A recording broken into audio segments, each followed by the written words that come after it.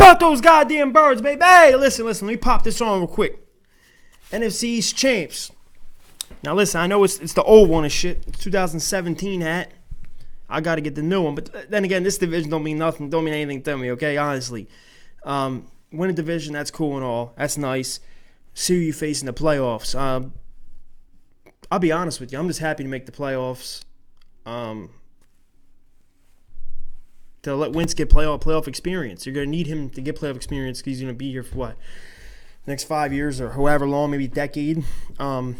He hasn't had that experience yet. But I will say this past few weeks have been playoff football for the guy. I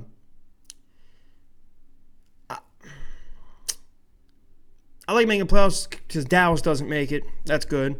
I'm just happy to make it. You know, I'm honestly happy for this team. I am very proud of these guys and how they stepped up and came, and in these big moments and not having nobody. I mean, there's so many players injured. I mean, there was a point in the game today when they said Brandon Graham was trying to go into the medical tent for an evaluation, but there was someone else in the tent, so he had to wait. Like literally, like you're at a freaking deli and they have to take your number. You're waiting in line. Okay?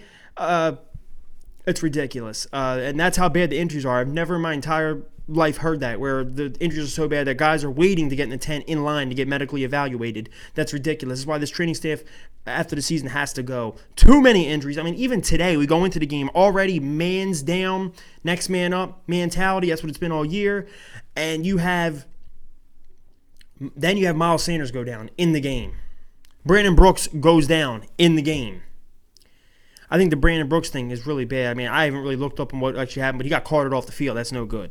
Miles Sanders has been a stud. He's been one of our best weapons all year. He goes down. We already lost our best weapons week 2. What, Deshaun Jackson, Alshon Jeffrey, Ertz last week broke his ribs and has a lacerated kidney last week, so he didn't play this week. We go in there today with Robert Davis, Greg Ward, some guy named Burnett. Never even heard of him. And that's why I'm proud of this team. I really am. I'm proud of these guys that they really are guys off the street. Greg Ward's a quarterback turned to wide receiver.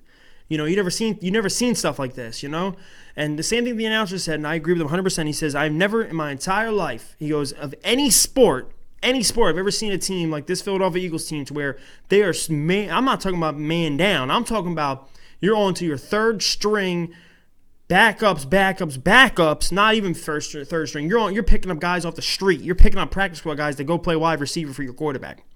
The first team in NFL history, they said the first team in NFL history where the quarterback has 4,000 passing yards and not a single receiver on the team has 500 plus yards receiving.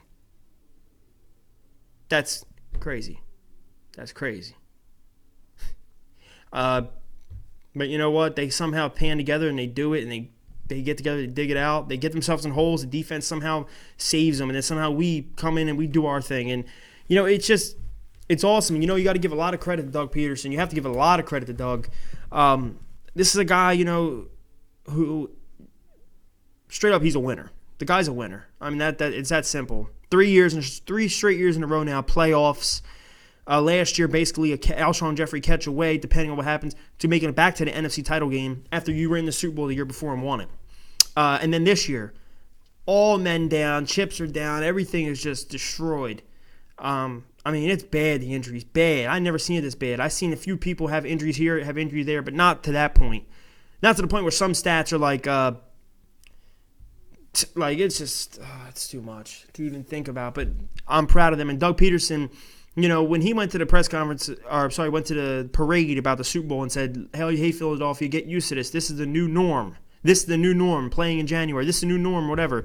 What he meant by the new norm is this. The new norm under Doug Peterson is fighting back from adversity. Being down this much or losing guys and still stepping up. I mean, it's been 2017, plenty of injuries to key players when we win the Super Bowl. Last year, 2008, men down. We make it to the playoffs, to the second round. This year, way worse injury-wise than both those years combined. I'm talking about Any other team would have said to themselves, we're going to go out every week, we're going to compete, we're going to play. But this season's basically over. Write the season off. There's too many injuries. Not this team. No. They picked up some guy named Greg Ward and put him out there and let him play. And Carson Wentz is making him look really good, and he's running really good routes. Some guy named Burnett, never heard of him, making big catches today. Boston Scott, 5'6", 200 pounds, 200 and whatever pounds, real small guy. Was not really recruited. Was a draft pick by the New Orleans Saints. Was sent to their practice squad. We pick him up from the practice squad. Look at him. Today, we lose Miles Sanders. Boston Scott comes in. 3 rushing touchdowns at the running back position. Plenty of rushing yards and receiving yards. And it's funny, his first showing or coming out party was against the Giants week 14.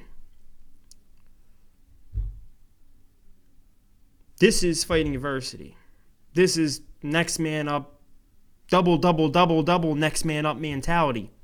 And it's so funny because Dallas is fully healthy, all these other teams are fully healthy, and they still can't do it. That's what great coaching does. Yes, I'll say great coaching. And at times, I do bash Doug, and sometimes I don't like some of his decisions going for it on 4th and 7, or some stupid play calls he calls at the wrong time, or maybe don't run the ball enough, or he passes it too much. But you know what? The guy wins, and the guy knows what he's doing. He motivates the players to want to play. He gets the guys going, and they play better when the adversity's there. I've never seen it. But you know what, though? All I got to say is we're heading to the playoffs. And another thing, one of my friends was telling me all week about, you ain't never heard no Daniel Jones, Daniel Jones, this ain't Eli. And I was nervous. I said, yeah, you're right, this ain't Eli. This guy's better. But today, and Daniel Jones, I watched a lot of his games this year. He didn't look that good today. He had a lot of underthrows, that to the point where our corner was still running with the receiver, and one of them hit our corner in the back of the ball that hit him in his back. It wasn't even near the receiver. Golden Tate had that one-hand catch, and you can give Jones a touchdown for that. But literally, he was like this one-hand catch.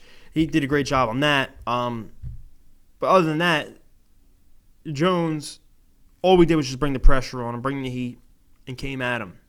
And we won, though. But now we got to root for – now, personally, this is no disrespect to Seattle Seahawks. I think they're a great team. I have a lot of love for their fans that interact with me on here or on Twitter or whatever. You guys know. You guys talk to me. But I'd rather face Seattle. I honestly rather face Seattle than the 49ers. So I'm rooting for the 49ers to win tonight so Seattle loses and they have to come to Philly and face us. We match up well with them. And I'll be honest. Listen, we faced them this year. The only touchdown they scored when our defense was playing well last year, earlier this year against them, the only touchdown they scored was on a trick play. That's it. And only problem was our offense couldn't move. Our offense couldn't really get things going. But I feel this way with our offense now starting to get going against their defense, they can give up points. And if our defense can clamp down just a little, it can be a really close or good game. We'll see what happens, though. Let's go Birds. Flag was fly. On to the winner of the 49ers or Seattle. You guys comment below on who you guys want to rather face in the playoffs. Now, quarterback-wise, I'd rather face Jimmy Garoppolo because I just think he's decent. He's not all that. But overall team, I'd rather versus Seattle. That's just me. We'll see what happens. Go Birds.